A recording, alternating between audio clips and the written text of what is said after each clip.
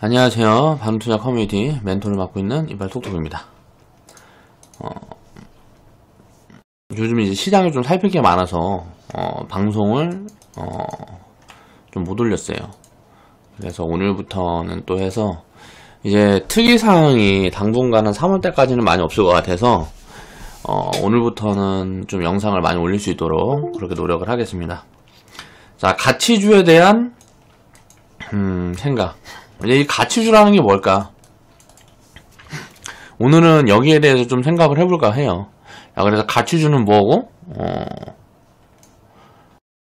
그러니까 이거 가치주라는 게 꼭 정의가 돼 있는 게 아니기 때문에 이 가치주에 대한 수술 개념을 좀 잡아보면서 생각을 해보면 좋을 것 같아요. 그래서 오늘 이제 다뤄볼 내용은 가치주에 대한 내 생각과 가치주에 대한 투자는 어떻게 해나가는 게 좋을까? 라는 부분들입니다. 자, 살펴보겠습니다.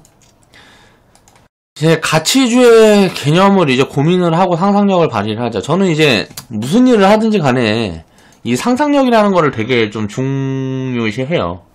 그래서 앞으로의 뭐 일어날 일들, 뭐 이런 예측 같은 거, 그리고 거기에 대한 이제 대비. 이게 만약에 예측이 틀렸을 때 어떻게 할 건가? 예를 들어서 이게 맞아 들어가면 또 이제 어떻게 할 건가? 이런 부분에 대한 대응에 대한 고민을 많이 하죠. 주식 투자를 할 때도 마찬가지고 뭐 인생이 다 그런 것 같아요. 그래서 이런 것들을 무언가를 예측을 하고 또 고민을 해보려면 이게 상상력이라는 게 가장 중요하지 않나. 이런 게 되어야 좀 어떻게 투자에서도 저는 이게 좀 굉장히 중요한 것 같아요. 미래에 이제 뭐 4차 산업이 있다 그러면 이게 어떻게 변화를 해갈 거고 이런 걸 계속 추적을 해나가는 거죠. 이게 진행이 되면 어떤 산업이 돈을 벌게 될 거고 이제 공부를 계속 하면서 왜 그 산업이 이제 돈을 벌게 되고 또 무언가 새로운 기회들이 어떻게 만들어지는지 그런 부분들에 대해서 이제 미리 생각을 하고 뭐하고 하다 보면 생각의 폭이 넓어지고 결국은 이제 뭐 투자에서도 이런 것들이 또 이제 미래에 대한 부분들을 생각해보는 거는 지금 현재 벌어진 일들이 아니기 때문에 요게 필요하다는 거죠. 그래서 이제 가치주에 대한 개념 요 부분도 가치주가 뭐다 이렇게 또 정의를 내리기가 참 어려운 것 같아요. 그러니까 가치주라는 건 어떻게 보면 안전성을 요게 가장 우수한 게 가치주일까? 아니면 가장 싼 거? 가장 싼 거는 이제 가장 저평가된 거겠죠. 이거는 이제 뭐 대표적으로 이제 뭐 PBR을 위주로 볼 수가 있을 거고 이제 성장률 같은 부분을 입혀야 되나? 가치주는 성장성이라기보다 뭐라 그래야 돼? 이 가장 싼 거냐? 아니면 안전성이냐? 그러니까 이 주식이라는 건 항상 변동성이 있지만 이 변동성이 제한되는 부분들 그리고 가장 뭐 전체 시장에서 가장 싼 부류에 있는 그런 섹터들 요런 것들이 가치주냐? 그러니까 어떤 곳에 더 이제 비중을 두고 생각을 할 거냐에 따라서 다르다는 거죠. 보는 관점이.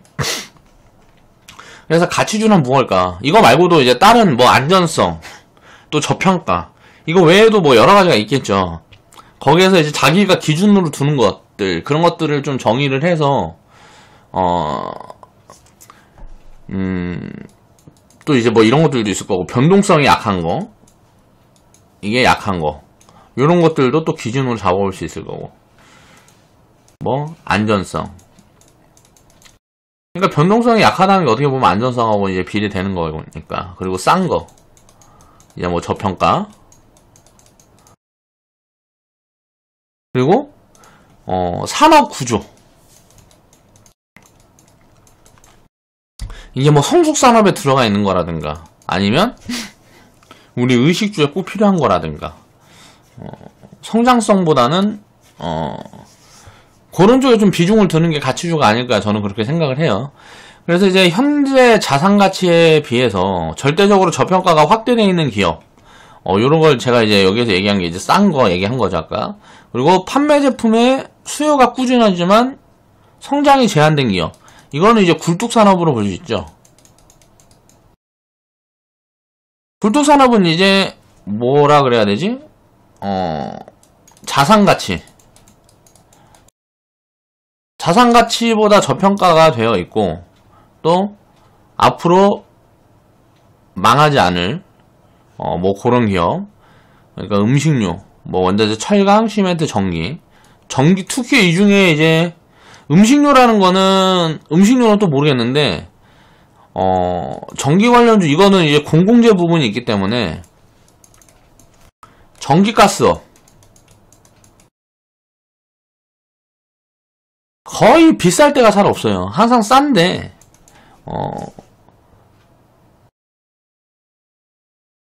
변동성이 또 없다고 얘기를 할 수는 없어. 그러니까 모든 이게 변동성은 마이너스 50%에서 한 마이너스 70%까지는 고점에서 이 변동성은 마이너스 50%에서 70%까지는 거의 봐줘야 됩니다. 어떤 종목이든지 봐줘야 되는데 망할 가능성이 없기 때문에 마이너스 90% 이렇게 갈 확률이 거의 없다는 거죠. 마이너스 50%에서 70%는 갈 수 있어요. 그런데 마이너스 90% 이렇게 해서 상패, 그러니까 쉽게 말하면 상패, 뭐 이런 가능성이 거의 없다. 그러면 이제 분석을 하기가 아무래도 용이하겠죠. 그러니까 망할 위험이 작고 꾸준히 성장이 가능한 기업. 그러니까 이런 기업들을 또 이제 가치주라고 칭할 수도 있겠죠. 성장주들인데 망할 위험이 적은 기업들. 뭐가 있을까? 지금으로 보면은 이제 뭐 5G가 들어가 있는 통신업이 되겠죠. 요런 것도 이제 가치주라고 이제 볼 수도 있겠죠. 그리고 또 이제 배당을 많이 주는 종목. 배당을 꾸준히 주면서 대주주 지분이 50% 이상인 기업. 예를 들어서 배당을 4% 5% 줘. 배당을 평균 뭐 이제 20년 평균 4% 5% 줘요. 그리고 뭐라 그래야 되지? 20년 동안 망하지 않으면 어때요? 이 배당만큼 이제 이익이 어떻게 보면은 확정되어 있는 거기 때문에 이런 것들도 이제 안정성이 되게 높다고 볼 수 있죠. 배당을 많이 주면서 망하지 않을 사업 구조를 가지고 있는 기업들.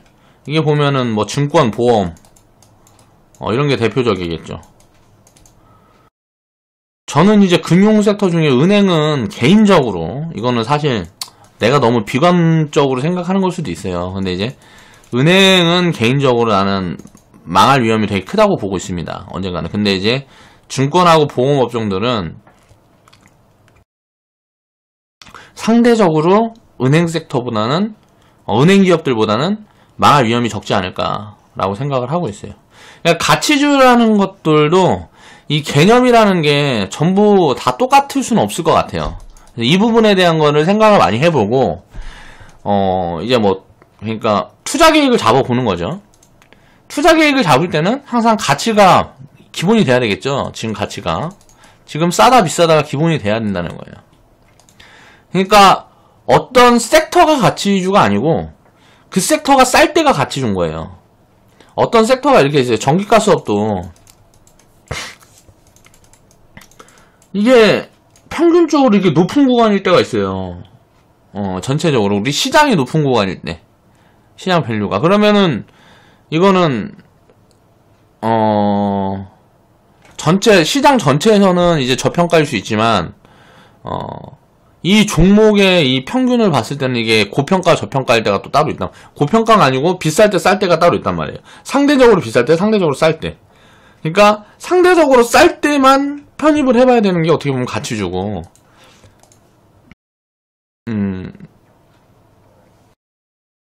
그렇게 아무튼 생각을 합니다. 그래서 제가 한 두 종목을 일단 뽑아봤어요. 자, 동원산업이라는 기업인데 이 기업을 보면 지금 PBR이 한 0.6배 정도 될 거예요. 자, PBR이 1배에 있을 때가 이게 이제 청산가치죠. PBR이 1배가. 그러면은 일단 자산가치로도 되게 저평가되어 있는데 이게 보면 시총이 2018년도에 3분기 실적 이건 뭐 가이던스인데 거의 뭐 확정됐다고 봐야 돼요. 그러면은 지금 보면 PBR, PAR도 지금 현재 2018년도에 지금 구간이 여기입니다. 여기 뭐 초록색 동그라미 그려져 있는 이런 구간이에요. 이 구간이 지금이에요. 이 구간에 보면 PAR도 PAR도 0.7이 된다. 뭐 7배, 8배. 보통 이렇게 요런 섹터, 동원산업 이런 섹터들은 사실 PBR을 한 12배 줘도 돼요. 어떻게 보면 독점적인 구조를 갖고 있죠. 우리나라 사조산업하고 독점적으로 참치를 같이 하고 있잖아요. 동원산업, 사조산업. 근데 동원산업이 1등이죠. 사조산업은 2등이고. 자, 이런 기업들은 어떻게 보면 가치주라고 볼 수가 있을 것 같아요. 제가 생각했을 때는. 근데 가치주도 항상 이렇게 쌀 때만 사야 된다. 그러니까 이 싸고 비싸고를 어떻게 판단을 할 거냐. 싸다는 것보다 많이 빠져있을 때 들어가야 되는 것 같아요. 많이 빠져있으면 당연히 쌀 때가 많으니까. 자, 14년부터 15, 16년도를 보면 14년도, 15, 16년도가 이 구간이에요. 이 구간인데 보면 지금 시총이 6천억, 6,600억이니까 35만원, 40만원대 이 위에 구간에 보면 이거는 지금 시총이 1조 1조에서 1조 3천억 정도 된다고 봐야죠. 그러니까 시총이 1조에서 1조 3천억인데 14년도에 보면 시총이 1조인데 500억을 벌어요. 평균이 예를 들어서 뭐 70억을 벌고 700억을 벌고 평균이 예를 들어서 400억을 벌었다 치면 이거는 PER이 너무 높다는 거지. 이 파란 구간에 2013년부터 16년도까지 구간을 보면 이 구간에는 PER이 몇 배예요? PER이. 물론 PBR도 1배 미만이 아니었을 거고 PER도 보면 뭐 20배가 넘죠. 뭐 20배 금방 되겠죠. 뭐 18배에서 20배. 지금은 이제 PER이 7배, 8배 되고 PBR이 0.6배니까 엄청나게 저평가다 라는 걸 알 수가 있는데 이때 당시 파란 구간에 들어가 있던 이 구간에 보면은 이건 싸지 않았잖아요. 요런 구간에는 이제 편입하기가 좀 애매한 거죠. 근데 이제 이 바닥권에 보면 25만원대 이때는 뭐 시총이 이제 막 8천억 이렇게 됐을 때니까 2017년도부터는 사실 좋았던 것 같아요. 요런 때는 사실 2017년도에는 이제 이익도 1,600억 뭐 이렇게씩 잡혔으니까. 그러니까 이걸 보면은 시총이 9천억 정도 된다 그러면 이때 당시에 봐도 PER이 뭐 한 8배 정도 되는 구간이니까 2018년도에 그러니까 이익이 이렇게 줄었지만 이거는 보면은 매출이 늘면서 또 무언가 뭐 투자한 무언가 그게 있어요. 제가 이제 좀 살펴보니까 그래서 이제 이게 나쁜 건데 이제 이렇게 나왔던 건데 2016년도에서 17년도에 보면 이익이 700억에서 뭐 1600억으로 늘고 매출은 거의 한 30%가 늘었죠. 그러니까 성장을 이렇게 많이 했단 말이에요. 근데 주가는 오히려 빠졌기 때문에 뭐 한 6만원, 7만원에는 사실 편입해 볼 수 있는 그런 자리였다. 단기적으로가 아니고 장기적으로. 그러니까 이 파란 구간에는 이 파란색 이 네모가 있던 구간에는 사실 이때는 별로 매력이 없는데 이때는 매력적이었다.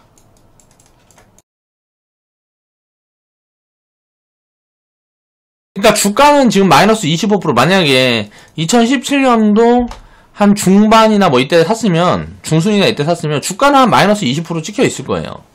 근데 이게 뭐 이런저런 가치 평가를 해봤을 때 안 좋을 때 산 게 아니라는 거죠. 2018년도에 이 무역 분쟁이라는 게 이제 가시화되고 진행이 되면서 주가가 그냥 더 많이 빠졌을 뿐이지 요런 구간에는 편입을 해보면 좋았던 시점이지 않나라는 생각을 해볼 수 있다는 거예요.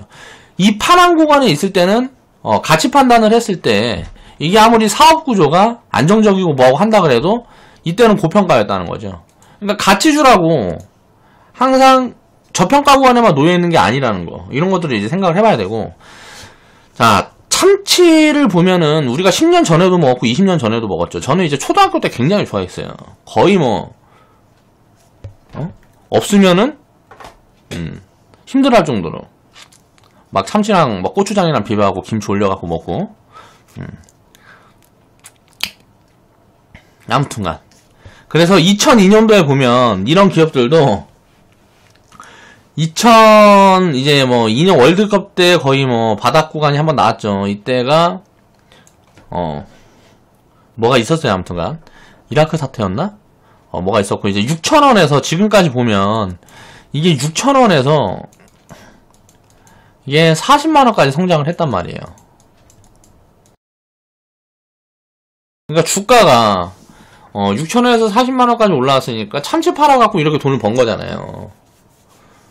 그러니까 이거는 뭐 좀 근데 이 과정을 한번 살펴보자 이거야. 6,000원에서 40만원까지 왔으면 100배는 못 왔고 한 70배 80배 왔죠. 80배. 이제 뭐 2000년도 초반에서 이렇게 왔으면은 지금 삼성전자 같은 경우는 한 100배 왔으니까 이 동원산업같이 이런 좀 사업 구조가 이렇게 안정적인 그런 기업들을 이제 살펴보면 살 수 있는 기회가 어디 있었나를 보는 거예요. 그러면 2005년도 6년도에 보면 장단기 금리 역전 뭐 이런 것들이 나오면서 이렇게 많이 빠진 구간이 있었어요. 이 위에서 마이너스 한 30% 빠졌죠. 마이너스 한 30%에서 50% 빠졌을 거예요. 마이너스 30에서 50%. 2006년, 5년, 6년. 요 구간이 또 이제 좋은 기회였고, 2008년도 금융위기 때 보면, 이때는 마이너스 70% 빠졌습니다. 자, 고점에서 마이너스 70% 빠졌는데, 이 고점 구간이 한 15만원 구간이었어요. 그러니까 이런 고점 구간에는 어때요?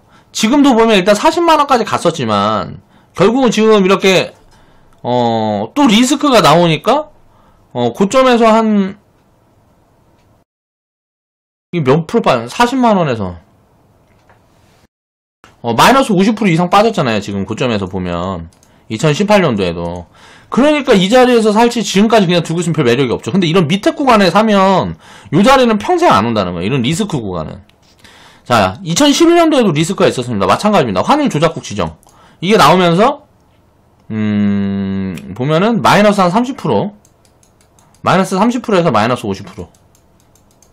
자, 이렇게 오버슈팅이 나오면은 가치주들이나 이런 예를 들어 장기적으로 성장하는 기업도 마이너스 30%, 마이너스 50%, 마이너스 70% 정도의 손실폭은 고점에서 이런 하락폭은 항상 나온다는 걸 알아야 돼요. 그러니까 이거는 자연스러운 거예요. 그리고 나서 지금 2015년도 브렉시트 때 보면 2015년도에 브렉시트 때 보면 여기 보면은 밸류가 막 이익이 70억이고 그러니까 지금 보면 한 몇만 원대 이때는 뭐 이런 거 저런 걸 분석을 해봤을 때 이때는 이제 매력이 없었죠.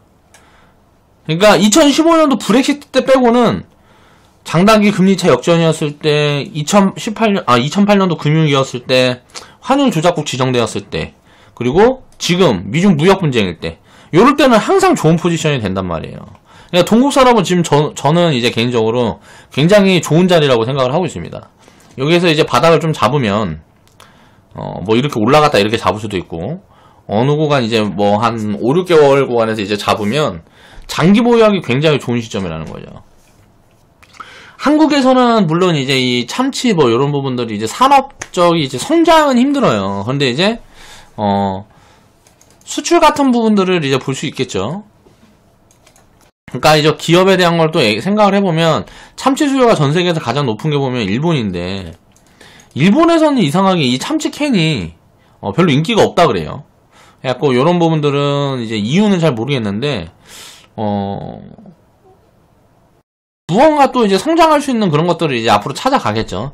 다른 사업을 확장을 한다든가 아니면 그러니까 참치 산업 구조가 뭐라 그래야 되지? 전체 사업비 중에서 이제 조금 차지하게 되면 사실 가치주로서의 매력은 좀 떨어질 것 같아요. 나중에는. 근데 지금 당장은 이 참치 하나만 보더라도 굉장히 이제 수요가 안정적이고 그리고 이익도 안정적이고. 그러니까 보면은 선물 세트로 이제 참치 같은 경우는 이제 뭐 추석 설, 뭐 이럴 때 되게 많이 나가죠. 보통 이거 선물 세트 이제 뭐, 직장인분들은 많이 받잖아요. 이거 3만원짜리, 만원짜리. 3만원, 2만원짜리. 그러니까 이런 좀 대량 수요도 있고, 해가지고 앞으로도 괜찮을 것 같다. 그래서 이런 싼 구간에는, 요런 종목들은 좀 가치주로 볼 수 있지 않나. 업계 이제 보면은, 업계에서 이제 거의 뭐, 1위. 업계 1위 정도 되고, 1, 2위. 뭐 지금 저는 사조산업도 사실 뭐 괜찮다고 보는데 동원산업이 더 매력이 있겠죠. 업계 1위니까. 여기 구간에서 이제 상승폭을 봐도 과거보다 상승폭을 봐도 좀 사조산업보다는 이제 많이 올라온 그런 게 있고 좀 가치상으로 봐도 또 안정적인 부분들이 있고요. 그래서 이런 종목들은 장기적으로 저축을 한다 그러면 우리가 생각을 해보자고 이렇게 안 좋을 때 장단기 금리가 역전이 되면서 리스크가 나왔을 때 2008년도 금융위기 왔을 때 환율 조작국 지정이 있을 때 자 미중 무역 분쟁이 있을 때 이 브렉시트 때는 이게 매력이 없는 구간이라 그랬죠. 이때 당시로만 보면 그래서 이런 구간이 왔을 때마다 이런 저평가원이 왔을 때마다 저축을 한다 그러면 꾸준히 할 수는 없죠. 그러니까 지금 같은 경우는 예를 들어서 시총이 1300억을 보고 이 이후에 이제 2021년 이후에 가이던스를 이제 봐야 되겠지만, 뭐 이제 좀 있으면 또 이제 가이던스가 나오겠죠. 그래서 이게 이익이 확장되는 부분들이 보이면, 한, 시총 한 8천억, 9천억까지는 저축을 해도 되겠죠. 그냥 계속 사는 거예요. 달달이 사든 주마다 사든. 이제 뭐 8천억, 9천억까지. 이제 매집을 해서 이 위로 올라가면 그냥 이제 끌고 가서 보유를 하는 거죠. 그래서 뭐 100% 가면은 뭐 이제 수익의 일부를 챙겨놓고 또 이제 요렇게 생겨있는 종목들을 또 이제 저축을 해가고 뭐 요런 관점으로 그러니까 투자를 할 수 있는 방법은 되게 많겠죠. 그냥 지금 딱 사서 기다리는 방법도 있을 거고 자 매집을 하는 방법도 있을 거고 뭐 여러 가지 방법들이 있겠지만 항상 가치주라 그래도 아무 때나 사서 수익을 내기는 쉽지 않다는 거예요. 예를 들어서 이런 높은 자리에서 사면 이런 리스크가 온 다음에 다시 제자리까지 오는데 3년 이제 4년이 걸렸죠. 그리고 나서 또 제자리까지 와가지고 여기서 다시 수익 구간으로 돌아서는데 5년이 걸렸단 말이에요. 이런 가치주들도 이런 높은 자리에 이제 잡게 되면은 그렇게 시간이 걸리는 거예요. 이 자리에서도 마찬가지죠. 이 자리에서 3년 걸렸고 자 이 자리에서도 마찬가지예요. 이 자리까지 다시 오는데 이거는 좀 빨리 왔는데 이거는 이제 이게 버블을 만든 구간에 만나서 그런 거고, 이 버블이 없었으면, 요런 구간에 샀으면 또 이제 4년, 5년 걸릴 수도 있다는 거죠. 그러니까 가치주도 이 자리가 굉장히 중요하다는 거예요. 그러니까 쉽게 말하면 쌀 때 사면, 2, 3년 안에 이제 수익 구간으로 돌아선다는 거예요. 주식 투자를 할 때 항상 가치주를 싼 구간에 편입을 하면, 2, 3년 안에는 수익 구간으로 이제 돌아설 가능성이 굉장히 높다는 거죠. 무언가 이제 뭐 사업이 망한다든가 뭐 이런 특이한 경우들이 아니면 그러니까 그런 특이한 경우는 예를 들어서 내가 분석을 잘못한 거고 미스가 있었기 때문에 그런 것들은 이제 인간적으로 실수를 한 거니까 비중 관리는 하는 걸로 이제 비중 관리를 해서 그런 리스크들은 이제 제한을 해야 되는 거고 내가 가치주라고 판단을 해서 들어갔는데 내 판단이 틀렸던 부분들이 만약에 나중에 이제 나중에 결과가 이제 판단이 틀렸던 걸로 만들어지면 그건 이제 판단이 있으니까 그런 것들은 이제 감안을 해야 된다는 거죠. 자 한국전력 같은 경우도 굉장히 저는 이제 굉장한 가치주라고 보는 것 중에 하나가 뭐냐면 한국전력은 간단해요. 적자가 나면 어떻게 되겠어요? 국가에서 살려줘요. 국가에서 이제 돈 집어넣는다고 돈을 이제 집어넣어갖고 살려줘요. 근데 이제 한국전력 같은 경우는 성장을 많이 할 수 없는 이유가 뭐예요? 흑자를 내면 어떻게 될까요? 국민들이 쉽게 말하면 지랄지랄 한단 말이에요. 야 니네 전기세 왜 이렇게 많이 받냐? 뭐 누진세 폐지해라, 뭐 폐지해라, 난리 치잖아. 이제 뭐 기업들도 뭐 해갖고 야 우리나라 그거 뭐 전기세 올라가고 뭐하고 하면 뭐 경쟁력이 줄어드니 어쩌니 하면서 막 난리 치잖아요. 그러니까 완벽한 성장은 이제 큰 성장은 어렵지만 이제 뭐 쉽게 말하면 100% 뭐 200% 파동은 가능해요. 그러니까 제가 한국전력을 들고 나온 게 뭐냐면 적자일 때 사면은 굉장히 유리한 거예요. 한국전력 같은 경우는 적자 구간에 매집을 하면 지금 2018년도에 보면 여기 빨간 게 찍혀 있죠. 2018년도에 보면 적자면 2018년도에 이제 매집을 했으면 2019년, 20년도에 보면 거의 수익 구간일 가능성이 높다는 거예요. 왜? 적자를 오래 유지시킬 수가 없어요. 적자가 오래 유지되고 좀 이제 기업이 이상해지고 뭐 하면 어때요? 이제 월급도 못 주고, 그쵸? 기업 상황이 이상해진단 말이에요. 그러니까 이거는 무슨 얘기를 하냐면 이제 공공재 같은 부분들을 얘기를 하는 거예요. 이게 이제 뭐 통신 관련된 것들도 그렇잖아요. 야, 통신사업자들 니네 돈을 너무 많이 받는다. 돈을 너무 많이 번다. 그래갖고 뭐 통신료 인하해라. 어쩌고저쩌고 살기 힘들어지면 항상 이런 얘기가 먼저 나오잖아. KT, SK텔레콤은 걔네 이제 뭐 독점구조인데 돈을 너무 많이 버니까 뭐 이제 통신료 인하해라 뭐 이라 하면은 뭐 이제 데이터에서 받아먹고 뭐 이런 식으로 하죠. 이제 KT 같은 경우는. 이제 근데 한국전력 같은 경우는 그것보다 더 공공재 관점이죠. 그러니까 이 공공재 관점인 기업들도 가치주라고 볼 수가 있어요. 안전마진이 확보되어 있는.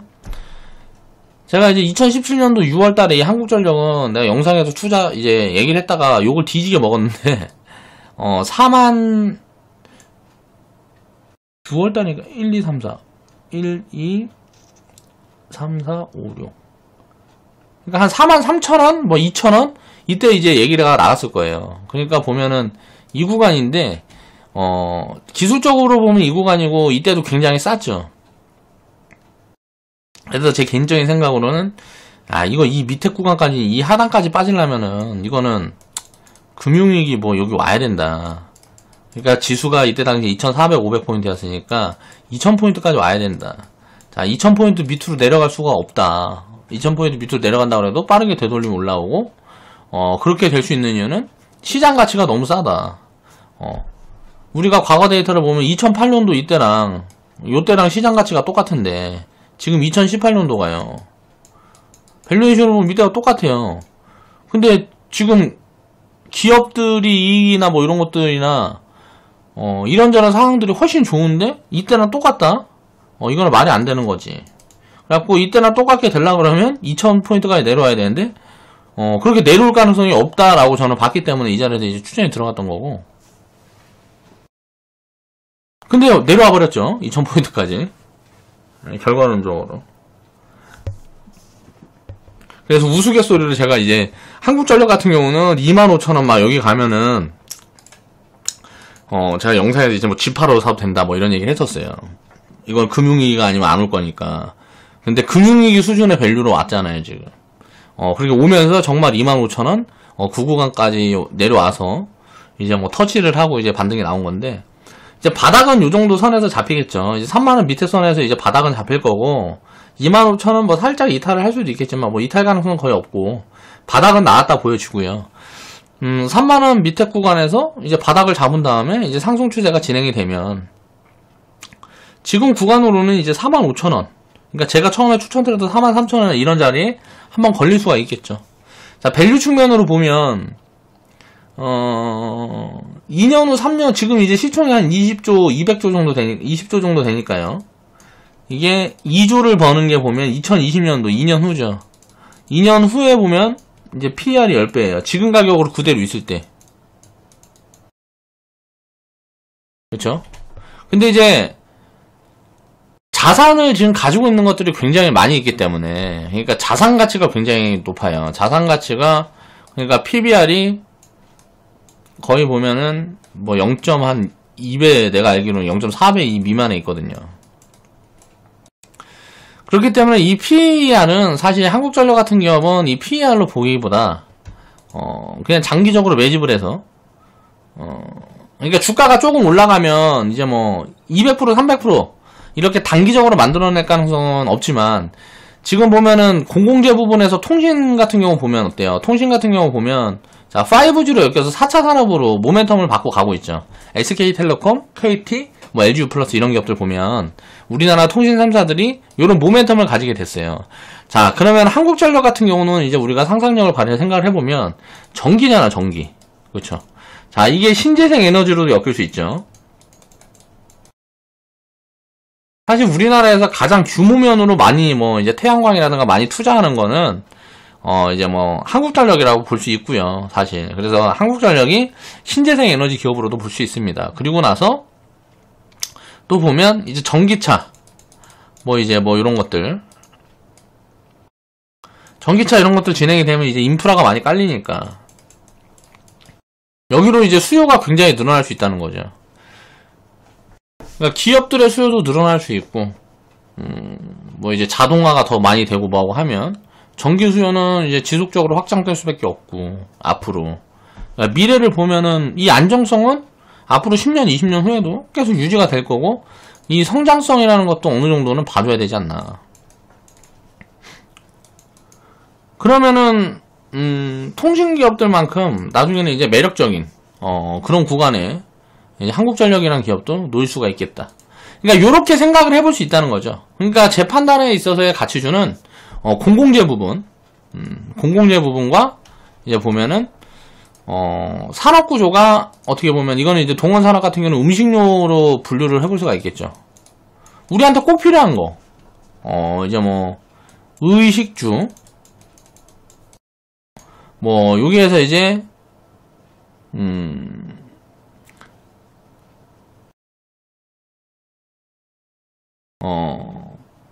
좀 사업 구조가 어떻게 보면 뭐라 그래야 돼? 너무 경쟁이 심화되지 않고, 그리고 좀 독점 구조를 갖고 있는 거. 이제 참치 같은 경우는 경쟁이 심화되어 있지 않죠.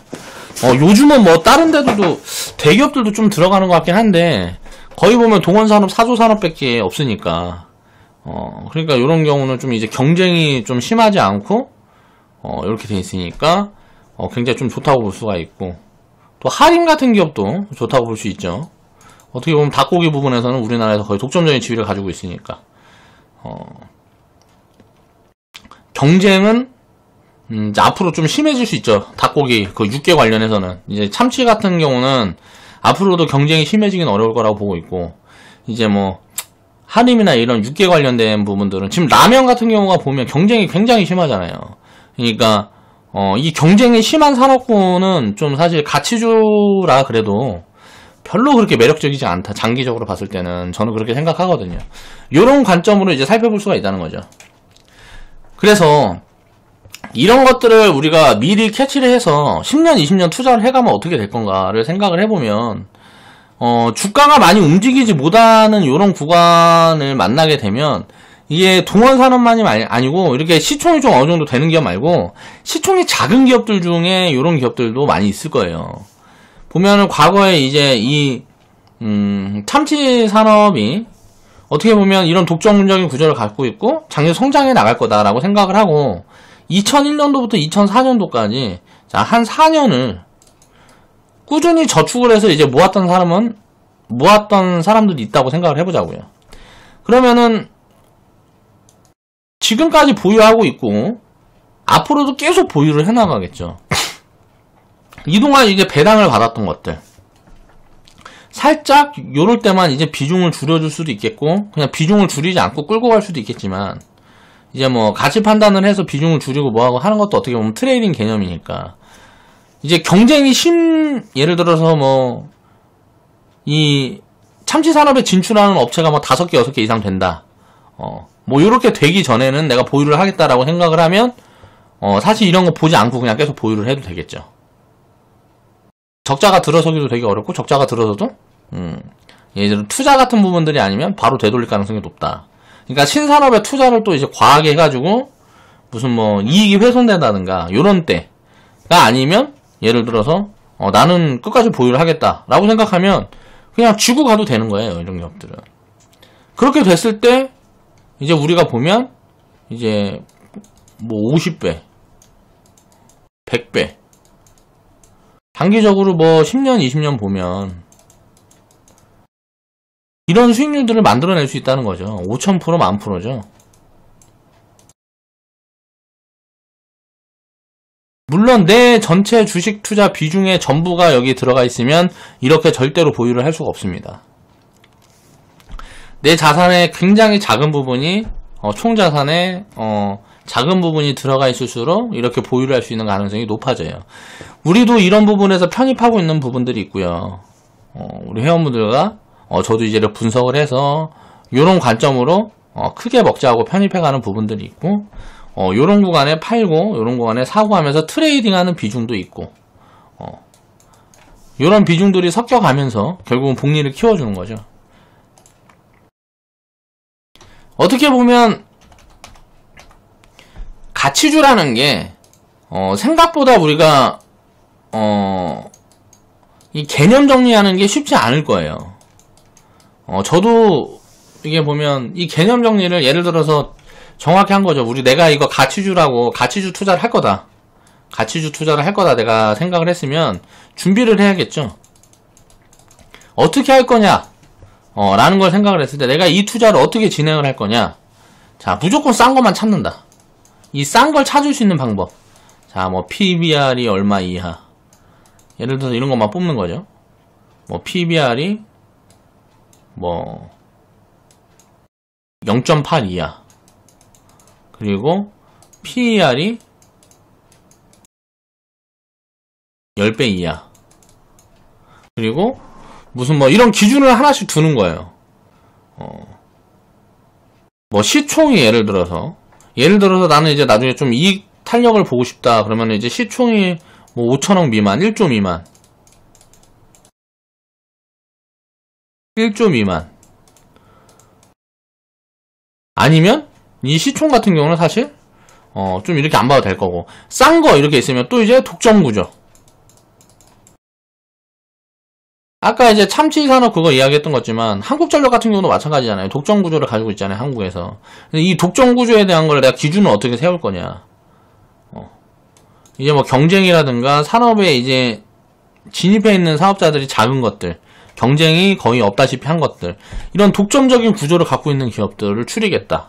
또 뭐 여러 가지를 여기다 이제 추가를 시킬 수가 있겠죠. 그래서 압축을 해가면서 저 같은 경우는 그냥 싼 거 있으면은 그냥 보이는 대로 담아버리는 것 같아요. 그래서 꾸준히 추적하면서 보유를 하다가 무언가 문제가 생기지 않으면은 그냥 계속 보유하고 가는 거죠. 근데 이제 조금 너무 뭐 이상한 모멘텀이 붙어서 많이 올랐다든가 뭐 이렇게 되면 이제 정리했다가 다시 사는 경우들도 있는데, 이런 기본적인 개념들을 스스로 만들어야 된다는 거예요. 투자를 하기 위해서는. 이런 게 굉장히 중요하다. 그래서 이 개념을 잡아놓고 투자 계획을 세우고 그렇게 투자를 해야 된다는 거죠. 그렇게 해서 오래 투자를 끌어가면 복리가 입혀질 수밖에 없고, 시간이 입혀질수록 수익률은 커질 수밖에 없는 게 주식 투자라는 걸 이해를 해야 된다는 거예요. 그래서 이제 리스크를 최대한 줄여서 이제 투자를 하기 위해서 가치주 투자를 하는 거니까 가장 큰 수익률을 내가 맛볼 수는 없겠지만 가장 많이 성장하는 기업이 어떻게 보면 수익률 측면에서는 가장 크게 나오겠죠. 근데 안정적인 부분에서는 어떻게 보면 안전성을 확보하고 안전마진을 놓고 투자를 하기 위해서는 가치주에 대한 투자가 좋다라고 생각을 해볼 수가 있겠죠. 자, 여기에서 이야기했던 이제 동원산업이나 한국전력 같은 경우는 제가 추천한 게 아닙니다. 예를 들어서 설명한 거예요. 저는 이제 앞으로 영상에서는 종목 추천 이런 건 하지 않을 거예요. 그러니까 그런 부분에 대해서 태클 달지 마세요. 오늘 영상은 이만 마무리하겠습니다. 항상 방송을 하다 보면 이렇게 저렇게 좀 정리가 안 된 채로 이렇게 진행이 되는 경우가 많은데, 제가 뭐 전문 방송인이 아니고 하다 보니까 그런 거고, 그런 부분들은 좀 이해해 주셨으면 좋겠어요. 앞으로는 좀 더 자주